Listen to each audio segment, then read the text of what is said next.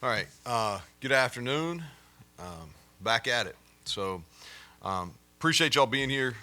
As always, a lot of different people you could cover, and so we're appreciative that you're covering us, and fully understand you got a job to do, and we respect it, and appreciate what you do. It's not easy, and do a good job. So I appreciate that, and I'll start with this. Like I'm fired up about this group. So this is. I was thinking about this on the drive in this morning. Year 22 for me as a coach, year 10 as a head coach, and probably as excited as I've been. Um, really feel comfortable with our staff, um, and it's layered. You know, everybody can coach. I think's a good rule. I think that'll help us, especially in fall camp and within our development guys once we get in the season. Our support areas are really strong right now. Academic, strength conditioning, nutrition, sports psych, athletic training, our medical group. I feel like that we're really strong in those support areas, and I really like the leadership of this team. If you look at the guys that have been here and grown through our culture, I'm really pleased with where that's at. We're in camp mode through the 21st. That's the first day of school here. We actually got more time in this camp than we've had during my time here, and so um, we'll scrimmage twice. We're gonna have a really physical camp. Um, with the new rules, the coach to player and the iPads feel like we're gonna make it more game like 4 or 5 times before we suit up against Penn State. So in camp, um, really until the 21st, we're preparing for the season, and that's a entirety. All 12 games. Really leaning on preparing for our Big 12 schedule, and then after the 21st, we'll get into Penn State prep. So that's kind of how we're going to kind of work. It's really hard to tell. I know you guys are going to ask some questions. I'll kind of give a personnel like who was not there and who. If you have any questions, I'll answer that. But it's really hard to tell until practice 3. You guys are going to be there tomorrow and see guys run around.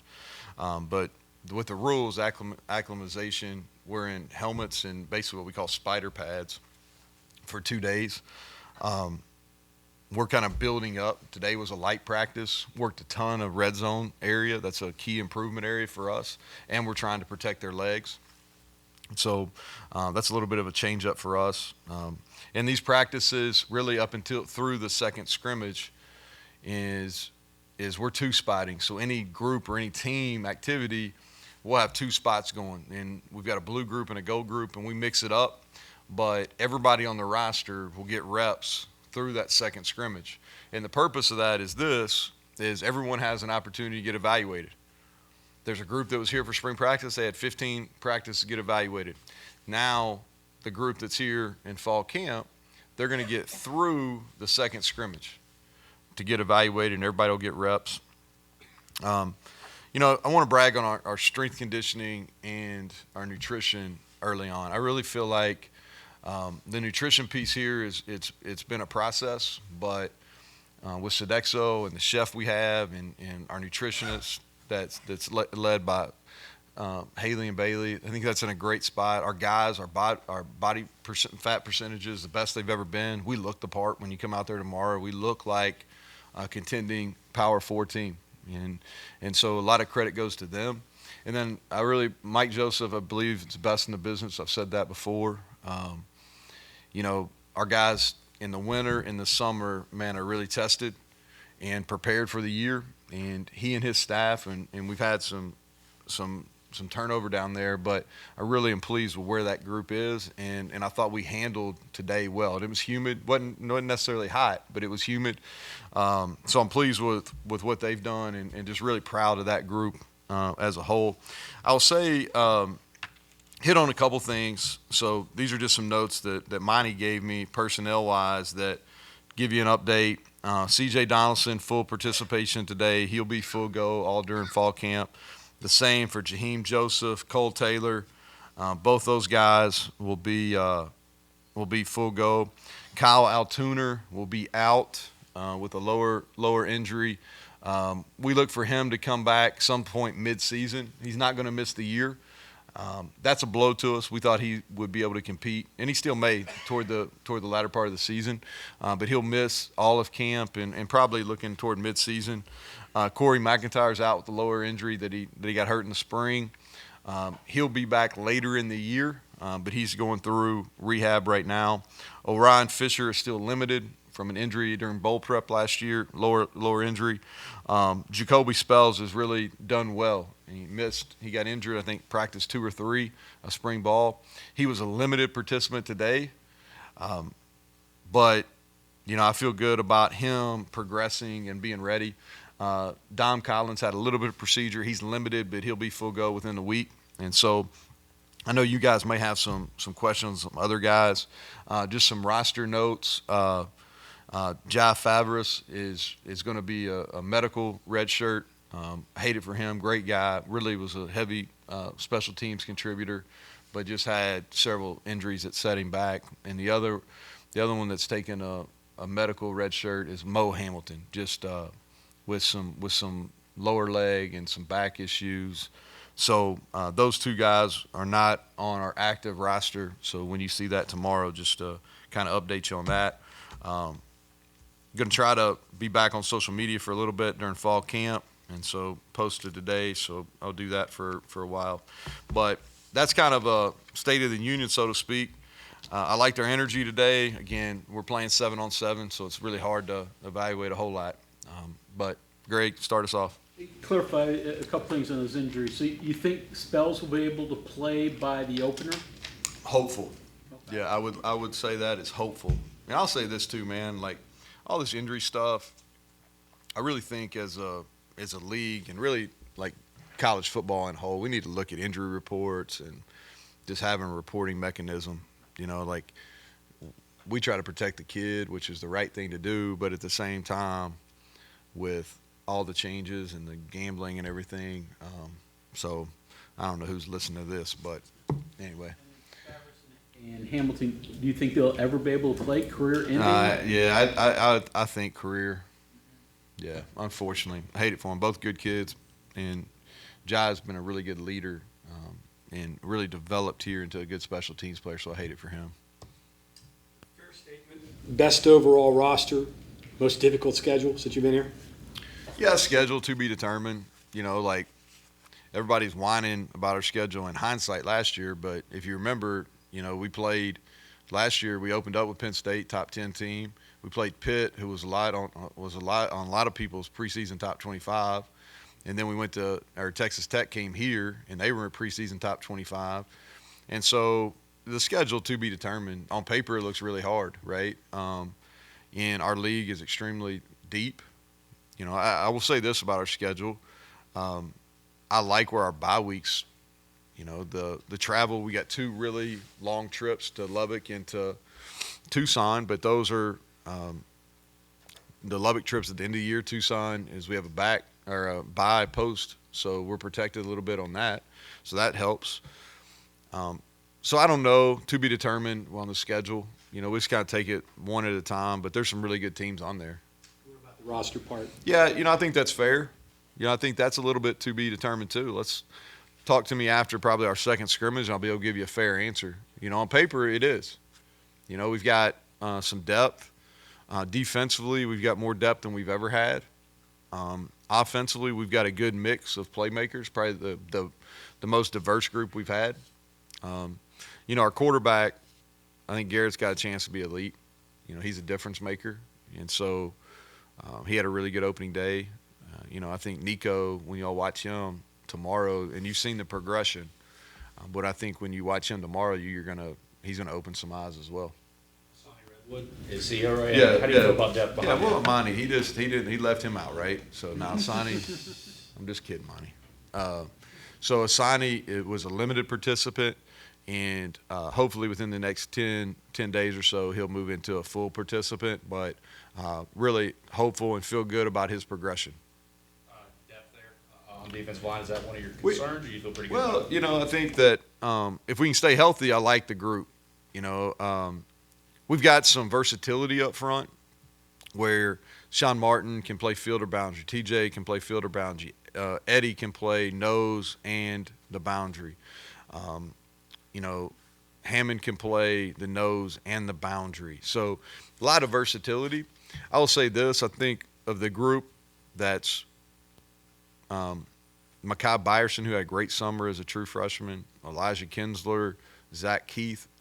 One of those three guys has got to emerge, and I believe they will. I just don't know who. And so, but I like that group.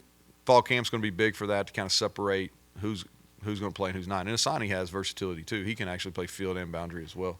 A lot of us kind of detailed this when the Big 12 was formed to be this current conference, and I'll give credit to Jed throwing it up in his podcast. But the fact that West Virginia, all-time winningest in the current Big 12, top 3 in bowl appearances, bowl wins, all of that. Any extra pressure now on you in the program, certainly after coming off a major year? I mean, you could argue WVU's the blue blood of the Big 12. Did that change anything for you when you see all of that in comparison to when you had Oklahoma and Texas in there? Well, first of all, Jed's research is pretty impressive. Now, like he's got a couple books. Like he's trying to match John writing books. He sent me some. I told him to dumb it down really good for me and send me some information, and it was about 21 pages. But no, like here's the thing. Like we embrace the tradition. When we came here in January of 19, we knew the tradition, and so the conference championships are on the wall in the weight room. I think nationally that might surprise people, though. Yeah, I really do. I think that we have a statement out there that says it's. I think Herb Street said it, and I'm paraphrasing here, but most underrated fan base in the country, and I really think our tradition is probably undervalued. I use that term with our players, some of our key players, especially Garrett. But I do think it is, and the reason why, we can make some excuses, like we're a small state population-wise, but we flew under the radar. Our tradition has flown under the radar, and I've said this a lot when kind of all this realignment was being discussed. Regardless of the conference, West Virginia has always fared really well. And we've probably had the less success in the Big 12, but it's coming. But regardless of conference, and we've been in a bunch. There's probably some programs out there that have had more, but we've had a lot. And the one common theme is we've had success program-wise. What's the process of developing a nutrition program? Yeah, it started back as getting stability in that role, and then adding to the staff. Our university has a really good nutrition. I don't want to misstep it, so however you label it, nutrition, dietitian program. And we've been able to utilize some interns from that program. And so what Haley has done is really build that program. And so we've got people that have been in our program 2 and 3 years that have really developed, that have expertise. We were able to hire an assistant. We've had stability with our chef here. And so, and it's a mix. Anytime with nutrition, it's a mix, is from a chef standpoint of what we're serving. And we're unique, the fact that our guys eat here, which really works out well for us. But it's a balance between nutritional and what they like. And so you got to find the kind of common balance. And I think we've done that from a meal prep standpoint. Also from vitamins, supplements, we're also doing some things from that are kind of cutting edge, from how we do dehydration testing. We've been really involved in vitamin D. And so, and we always want to be innovative. Like if you really look at our program, we've really tried to embrace the technology piece in the weight room and nutrition, what we do from an analytics standpoint, what we're doing in our athletic training room. So we really try to embrace the technology and be different. It helps in recruiting, but it also helps our players develop. Is the other part, I think you mentioned getting the guys to buy into that and not Yeah. going home and. Yeah, and it's not perfect. There's not a nutrition program across the country that's perfect, but our guys understand the why. I think we're doing a better job program-wide explaining the why. And I think that's something with this generation. People always say, are the guys different, or is coaching this group different? And I would say no. You just got to understand they're more informed. The players you're coaching today are much more informed than year one in 2015 when I started coaching. Or if you go back to when I was receiver coach or offense coordinator. They're more informed, and so the more you can hit why we're doing this and why it's important, they understand. And when you have good players that want to be the best they can be and they're good people, they're going to do what you ask them to do as long as they understand the reason why. On Yep. Fabris and Hamilton, I have my notes, you said medical redshirt, I might be wrong. Redshirt or retirement? So it's a medical DQ. Okay, well, Yeah. they come off the 85 then, Yeah. right? Okay. And what we'll do is Monty will text you all whatever the proper term is. I probably should have, but it's a medical DQ red shirt. They're not on the active roster. You said something interesting that when we walk out there, we'll notice that they're a Power 4 football team, which No, a power four gotcha, contending. yeah, but like contending. I would imagine in your head you notice that, which means that maybe there have been times you haven't noticed that, and that might give you a little bit of pause early in the season. Maybe you're not as confident about, I don't know, trenches, whatever, but can you just Yeah. the difference between knowing and not knowing, and what Well, do you do our- when you know it's not there? Our line of scrimmages look significantly different than we were our first 2 and 3 years here. Significantly different. And that's not a knock on anybody that was here. We just didn't have the depth.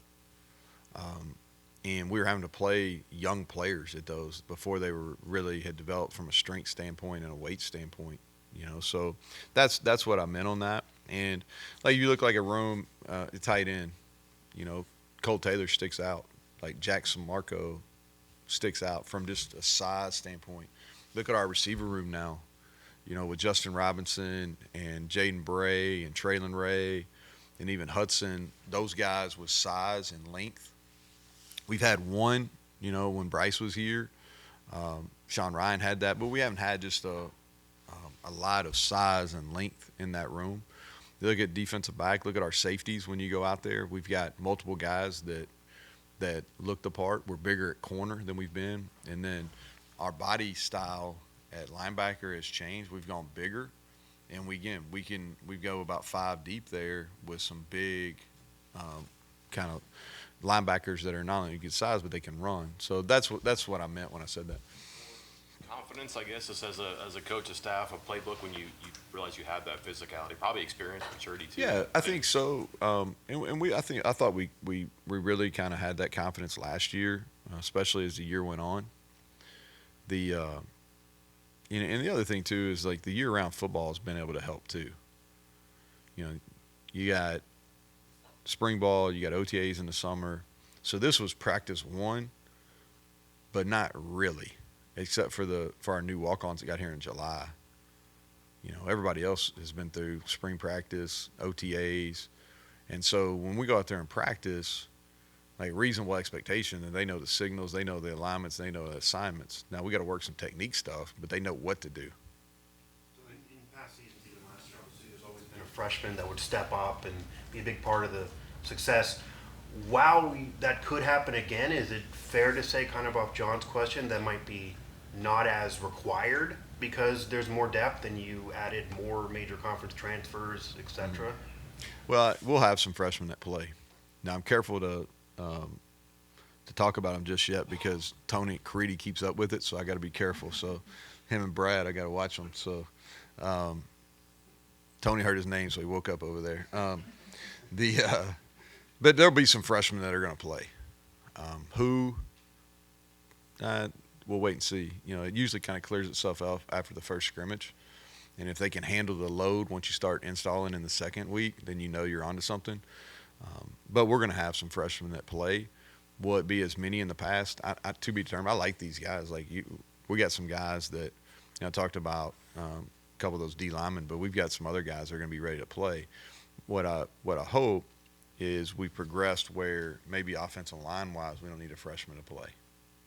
That's Talking about freshmen, last year you had 2 freshmen, grabbed some big national spotlight, White and Hudson Clement and guys like that. From year 1 to year 2, with that on your back or ahead of them, how do you handle that, and how should they handle it? Well, let's go and rewind because I don't think as a staff we did as good a job preparing CJ for that. He really burst on the scene as a true freshman and got injured in the TCU game his freshman year, and I don't think we prepared him from January on for for what it was going to take to be able to repeat that performance and improve. And so the changeup is you learn. You know, you make mistakes, you learn. And so with Jaheim, it's been a challenge, you know, because there's the reality of a sophomore slump. Those happen more often. Those happen a lot. And so we're just trying to hit it head on. And the way I talk to him about it is, you know, look at your numbers from last year. And if I told you you're going to have the same numbers, is that something you're going to be happy with? And the answer is no. Like, he's not going to be happy with that. And the other thing with Jaheim is, I think he's special. Like, I really do. He can do a lot. Now, he's maturing as a player and as a guy. So there's a lot of room for improvement, but he can do a lot of things. And there's not a lot of people talking about him. You know, you're asking questions about him, but I didn't get one question about him at media days. Not one person asked me about him. I haven't done an interview where somebody's asked me about him. And so he's flying under the radar. And so, and we mentioned those things. And so he understands that. And the receiver group as a whole, if you go back, we did some nice things as the year went last year, and we did some really nice things explosiveness-wise. But, you know, if you were looking at scouting reports on us as an offense last year, it would be make them throw it and play the receiver singled up. And so that's a challenge for those guys, because if we can progress efficiency-wise throwing it, and our receivers can one-on-ones, we're going to be really tough to defend. You know, now you got to defend us horizontally and vertically. That's going to be a challenge for people. The other side of that coin, how do you handle guys who thought that last year, you know, they came in, they were going to play, and it said Trotter, Lathan, you know, who got hurt? I mean, how do you handle getting them back and calming them down, maybe? Well, the spring was big for both of them, because they went out there and practiced full speed, and were able to get over some of those hurdles. You know, Trotter is a different mindset. So, like, I spend very little of my time being concerned if he's ready, you know, like ready to go. Like, he's when you grow up in that household and you're prepared like he's been prepared, like, that's not somebody that I'm going, man, I wonder if he's getting ready. You know, he's ready. You know, his play, he's a redshirt freshman. And so we have high expectations for him, but we understand he's a redshirt freshman that's playing for the first time. But at the same time, I know that he's going to be prepared mentally and physically. And then Trey, you know, that was a bad injury, and so mentally that took a lot. And he's worked with people to overcome that. He got hit in the spring, and he got better, and he had more confidence as the spring went, and he ran around well today, and he did the same thing at all our OTAs. So. Those guys, guys are going to be ready. I always believe, too, that there's a big jump in guys at redshirt from their redshirt year to their redshirt freshman year. And I told our team today, I'm always really intrigued about who that's going to be. Is it going to be a Nick Cray? Is he going to make a big jump? Is it going to be Johnny Williams? Is he going to make a big jump? Corey McIntyre was set up. I knew he was going to make a big jump. Unfortunately, he's injured. But who is going to be the guys that make that? Can Josiah Jackson make a step? Can Jordan Jackson? You know, and I can go on and on, but that's always a really intriguing thing for me, is once a guy's in your program for a whole year and they've had multiple off seasons, winter and summer, then it starts finally clicking, the game slows down. So there's always somebody in fall camp, or a couple guys in fall camp, to make significant jumps. Going back to the things that you talked about and the other things in the program that have really developed to your liking, starting here earlier in your career, you didn't have a lot of those things to deal with. Obviously, that took time, you know, for you to do, and took time away from other things. Are they to the point now where the directors, the people running those, are in a place where you can pay a little bit more attention to football? Well, I'm a better CEO of it, too. You know, I think you learn in any leadership position, and you learn as you go through this, you know, being a head coach or being in charge of something. And so, and I think I've talked to a lot of you guys on this on a one-on-one, is I've personally done a much better job of focusing really on what my strengths are and what I have to do. And then and where I'm not an expert, those people, I know I've got a pulse on what's going on, and I've got people that keep me informed. But trust me, I'm not going down there and telling Mike, like, how to run the weight room. Like, I'm not an expert. I'm asking him questions because I'm curious, but I'm not giving him, same thing with nutrition. I'm asking questions, and I want to know what our routine is, but by no means am I an expert there. Athletic training, medical, I know nothing. You know, like so, like I ask questions about what we're doing. You know, sports psych. That's been a big piece too. Is having Dr. Sophia in here every day. She's made a significant difference, and not just player wise, but serving the staff. And so that's something that's really just come in to really got where we needed to be here in the last probably 6 to 9 months. So I'm excited about that.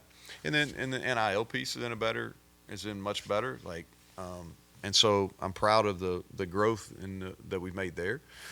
But you learn what the rules are and you play by them. Now, the rules are going to change again, and I think that, and this is not for this meeting, but the revenue sharing is going to be significant change in like how you're building your roster and what your scholarships look like, and so I put some thought into that really probably in the last 3 or 4 days, and I'm kind of shutting that, and we got some people that are really going to tackle those issues that aren't necessarily involved with football on the day-to-day, and we'll have a plan when November and early December get around to it. Do you have any conversations through the off season with guys, because it's camp for you, but also NFL camps these days with Zach or Beanie, or even any thoughts on Beanie's really killing it to Steelers training camp if you've not seen? Yeah, so I really wanted to go up there and watch them, but I was following my daughters playing softball over the weekend. We always take the weekend before, long weekend, Friday to Monday off. A lot of our staff went up there and watched him. No, I just reached out to them. You know, I think the biggest thing on those guys, they're there for a reason, and that's what I try to communicate. Like, we believe in you. This team that has you on that roster believes in you. You don't give them a reason to say no, because everybody in the National Football League is looking for a reason to say no so they can get their roster down as camp progresses. Don't give them a reason to say no. I'm zero surprised with Beanie.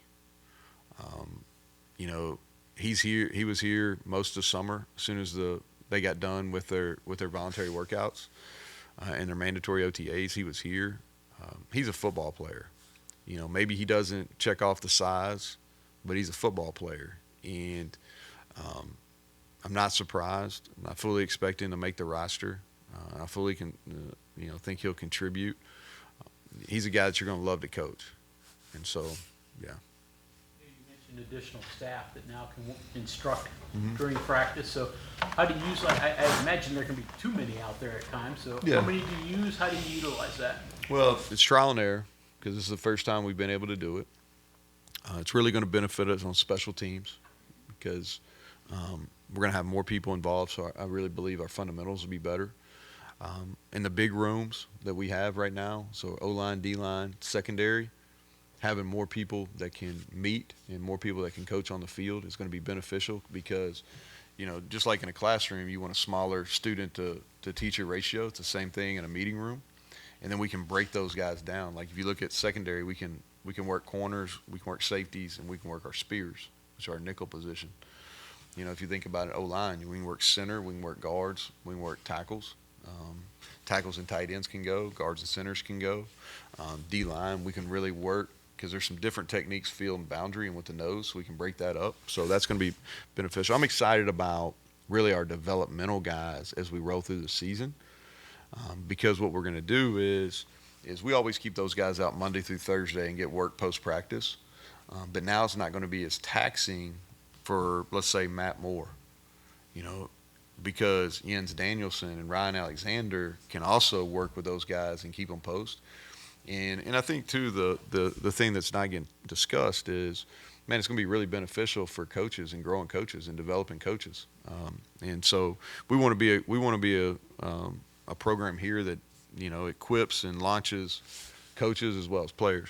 You know, with the helmet and the iPads, do you have to bring somebody in who knows about that? Or Yeah, so I mean, to teach you guys how to use So that? it's a lot of trial and error, but yeah, for not as much on. So our equipment staff has to be trained, and everybody that runs our communication systems has to be trained, and our video people have to be trained. The coaches, they just need to understand how it works, and so we had training last week on the iPad stuff, or the Surface Pro, I should say. So the Surface Pros we used in the bowl game, so we got a little bit. Our assistant video coordinator, Jake, was with the UFL or whatever they were the year before, and they use that system. And so he's brought that knowledge. That really helped on during the bowl game last year. So, and then the coach, the player, we've been using it. You just got to get used to. You got to wear a bunch of other stuff here, so you got to get used to that. It's more coach than anything. You also talk about technology being more physical.